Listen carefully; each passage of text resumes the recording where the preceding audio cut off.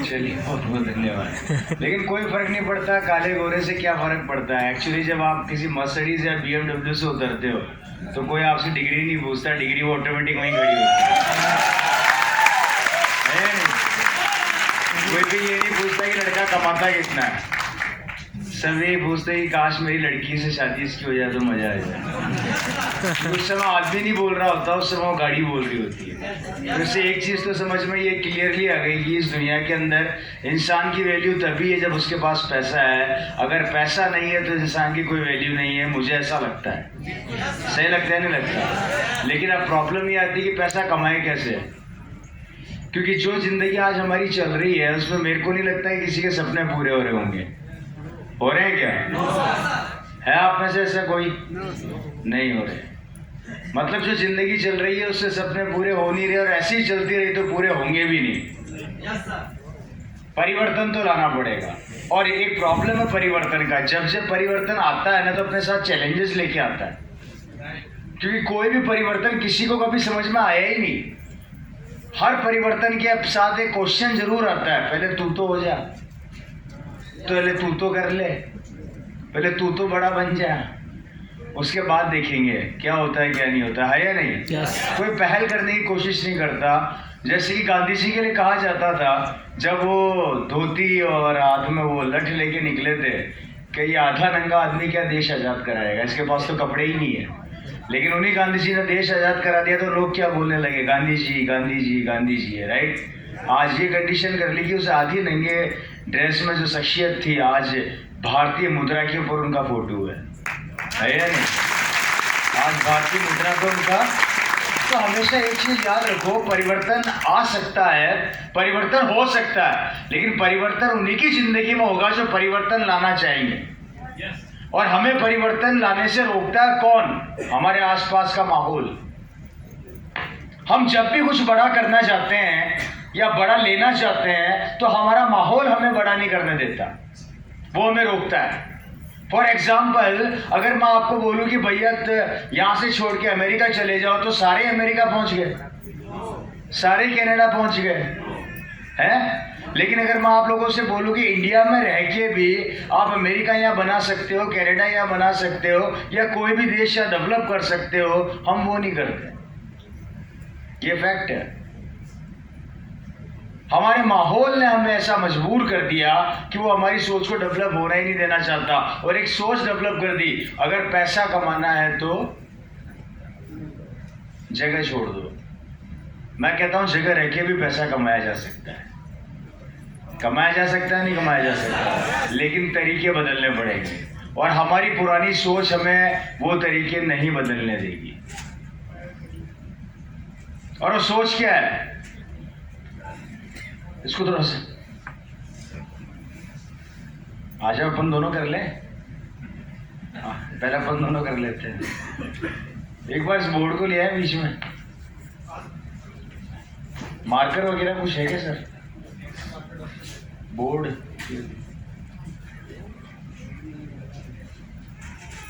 देखिए, परिवर्तन क्यों नहीं आता? परिवर्तन नहीं आने का कारण क्या है? हमारी सोच, हमारे विचार, जिसे बोला जाता है एक थॉट, THOUGHT, राइट सर। ये थॉट हमें हमेशा आगे बढ़ने से रोकती है। वो थॉट क्या है? पुरानी विचारों की अवधारणा जो पिछले 90 साल, 80 साल, 100 साल से हमारे दिमाग के अंदर डेवलप की गई है, करी गई है। 3 चीजें, नौकरी, बिजनेस और खेतीबाड़ी। ये 3 ऐसी चीजें हैं जो हमें सिखाया जाता है। मैं सही कह रहा हूँ, गलत कह रहा हूँ? हेलो, समझना, मैं बहुत महत्वपूर्ण बात जो मैं समझाने जा रहा हूँ। अगर ये समझ में आ गया तो आपको आपकी जिंदगी समझ में आ जाएगी, और अगर आपको आपकी जिंदगी समझ में आ जाएगी तो आप किसी भी कार्य में निर्णय लेने के लिए परिपक्व हो जाओगे, राइट सर। अब थॉट क्या है? अगर मैं महीने का 20,000 कमा रहा हूँ या मेरे दादा परदादा 20,000 कमा रहे हैं, तो वो मुझे क्या सिखाएंगे कि तुझे भी नौकरी करनी है, भले तू 40,000 का बन, पर बन क्या? यही सिखाया जाता है। गलत कह रहा हूँ, सही कह रहा हूँ?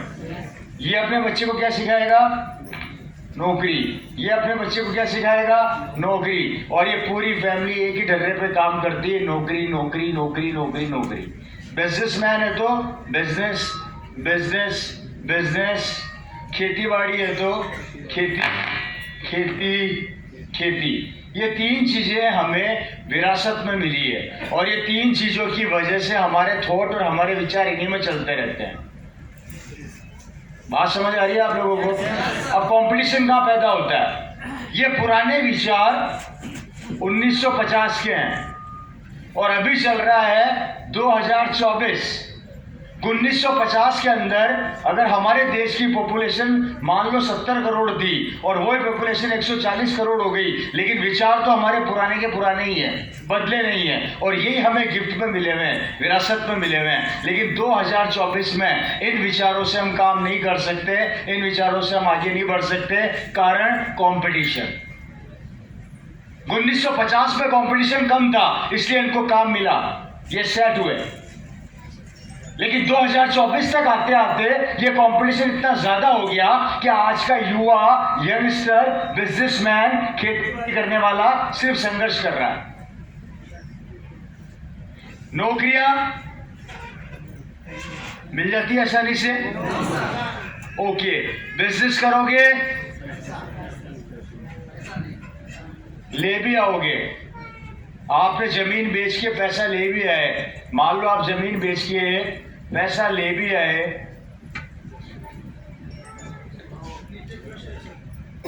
ओके। मान लो आप जमीन बेच के पैसा ले भी आए, ये आपने बिजनेस डाला और 50 लाख रुपया आपने इस बिजनेस में डाल दिया और मैं यहाँ पर पुराना मगरमच्छ बैठा हूँ जो पिछले 100 साल से बिजनेस कर रहा हूँ। सिर्फ 1 साल मुझे अपनी रेट तोड़नी है। कितने साल? मुझे 1 साल में 1 करोड़ का लॉस होगा, लेकिन मैं आपकी बैंड बजा दूंगा।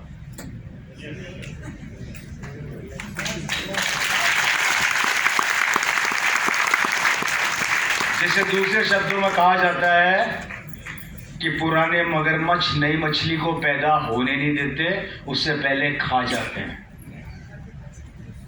और खेती बाड़ी हमारे बच्चों से करवा के देख लो, हमारे बच्चे तो ऐसे हो गए हैं कि घर से निकलते तो पहले कपड़ा बांधते हैं, घर में घुसते नहीं उससे पहले क्रीम लगाते हैं, सब्जी लेने भेजो तो ऑनलाइन मंगा लो, धूप लग जाएगी तो काला हो जाऊंगा, हवा लग जाएगी तो चमड़ी सूख जाएगी, पता नहीं क्या क्या, कौन कौन से मेकअप पर पता नहीं क्या क्या करके घूमते। सही कह रहा हूँ गलत कह रहा हूँ? स्वास्थ्य का इतना ध्यान रखते हैं कि हमारे बुजुर्ग लोग जो खाना खाया करते थे आजकल वो खाते नहीं है, उनको चाहिए पिज्जा, पास्ता, बर्गर, चाउमीन, पाउमीन, पता नहीं क्या क्या है। आप उनसे खेती बाड़ी करा लोगे? नहीं करवा सकते। अब रास्ता क्या बचा? यहाँ ऑप्शन है नहीं, यहाँ ऑप्शन है नहीं, खेती बाड़ी के अंदर वो कर नहीं सकते। इसके अलावा कोई रास्ता हो तो आप लोग मुझे बताओ। आरसीएम की बात मत करना, अभी आरसीएम बोला था, बाद में समझाऊंगा। पहले ये गंदगी निकाल रहा हूँ, दिमाग में जो कचरा भरा हुआ है ना, पहले उसको निकाल रहा हूँ। अब रास्ता हो तो बताओ क्या करेगा?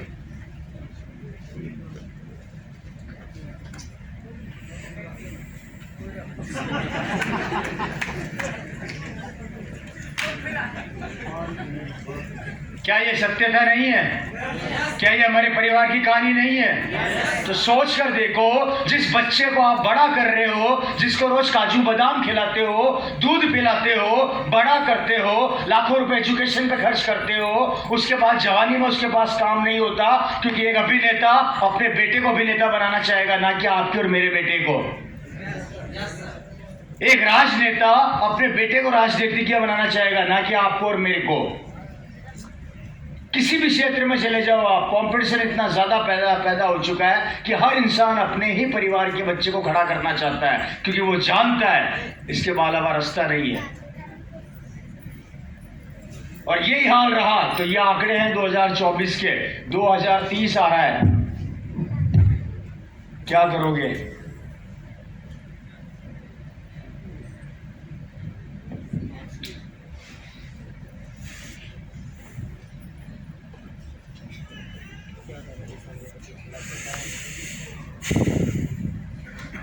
और बचा कुचा ऑनलाइन ने खा लिया। जो थोड़ा बहुत उम्मीदें बची थी ना, वो किसने खा लिया? हाँ, करते रहो, साफ करते रहो मेरे से। बहुत अच्छा, वो पड़ा नीचे।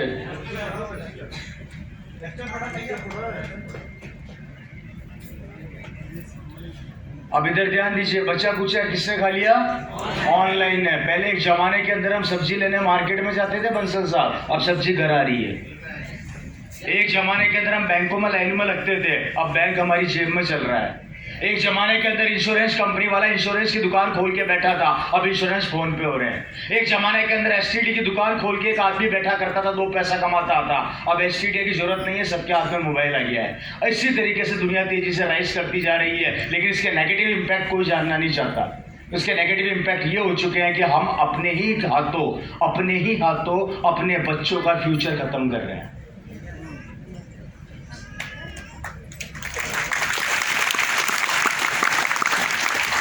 दो 2030 और 2034 के अंदर गाड़ियां आ रही है और ऑटोमेटिक। सर वाइब्रेशन पे लगा दीजिए प्लीज, फोन को वाइब्रेशन पे लगा दीजिए। देखिए मैं आपको एक चीज यहाँ पर क्लियर कर देता हूँ, एक शख्स को। रवि शर्मा यहाँ पे अपनी जिंदगी बदलने नहीं आया, मेरी बदल चुकी। मैं आया हूँ आपके बच्चे की जिंदगी बदलने। या तो फोन की घंटी बजा लो या मेरा साथ दे दो, ज्यादा समय नहीं लूंगा। आपको 1 से 1.5 घंटे में वो बातें करके चला जाऊंगा। अगर चिंतन करोगे तो आपको लगेगा कि वो लड़का सही बोल कर गया था, लेकिन अगर आप चिंतन नहीं करोगे तो भगवान भी धरती पे आ जाएगा ना, तो भी नहीं समझ पाओगे। Right sir. अब ऑप्शन क्या बचता है हमारे पास? गाड़ियां एक जमाने पे पेट्रोल डीजल में चला करती थी, इलेक्ट्रॉनिक आ गई। उससे पहले ट्रैक्टरों के अंदर ट्रकों में पंप दिया जाता था, किसी को याद होगा, गर्म करने के लिए डीजल इंजन को। एक जमाने के अंदर हाथ से घुमाया करते थे हैंडल को, जिससे कि खिड़की उतरे, कांच चढ़े, अब बटन आ गए। अभी बाबा जी ने, हमारे प्यारे बाबा जी ने थोड़े दिनों पहले एक रील जारी करी। उस रील में उन्होंने ये बताया कि मैं अमेरिका गया हुआ, कार ऑटोमेटिक चल रही थी, मैं पीछे बैठा था। देखिए आप लोगों ने वो रील, राइट। अगर कारें ऑटोमेटिक चलेगी तो ड्राइवरों का क्या होगा? गाड़ियां ऑटोमेटिक हो जाएगी तो पेट्रोल डीजल के ऊपर जो काम कर रहे हैं उनका क्या होगा? वैसे भी फास्टैग के लगने से 60,000 लोगों को नौकरी से निकाल दिया। 2023 के अंदर इन्फोसिस ने 1,000 लड़कों को नौकरी से निकाला। उसके बाद गूगल ने अभी रिसेंटली 2,000 लड़कों को नौकरी से निकाला। काम धंधे सब चौपट होते जा रहे हैं, हर चीज़ें मशीनें कर रही है, कंप्यूटर कर रही है, लैपटॉप कर रहे हैं। आने वाले समय में टेक्नोलॉजी टोटल एडवांस हो जाएगी। इंसान उस समय क्या करेगा मुझे ये बताओ? घर का झाड़ू पोछा करने के लिए रोबोट आ गए।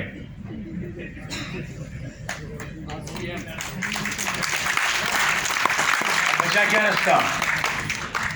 इसका नतीजा ये निकला, एक पैसे वाला टेक्नोलॉजी को काम में लेके और पैसे वाला बनता जा रहा है, और एक गरीब गरीब होता जा रहा है। कारण टेक्नोलॉजी को काम लेके उसके पास ऑलरेडी पैसा है, तो वो टेक्नोलॉजी को अपना गुलाम बना के और पैसे वाला बन रहा है, और आप और हम अभी भी वहीं के वहीं बैठे बैठे घस रहे हैं, खत्म हो रहे हैं और मर रहे हैं। हेलो, अब बताओ क्या रास्ता है जी?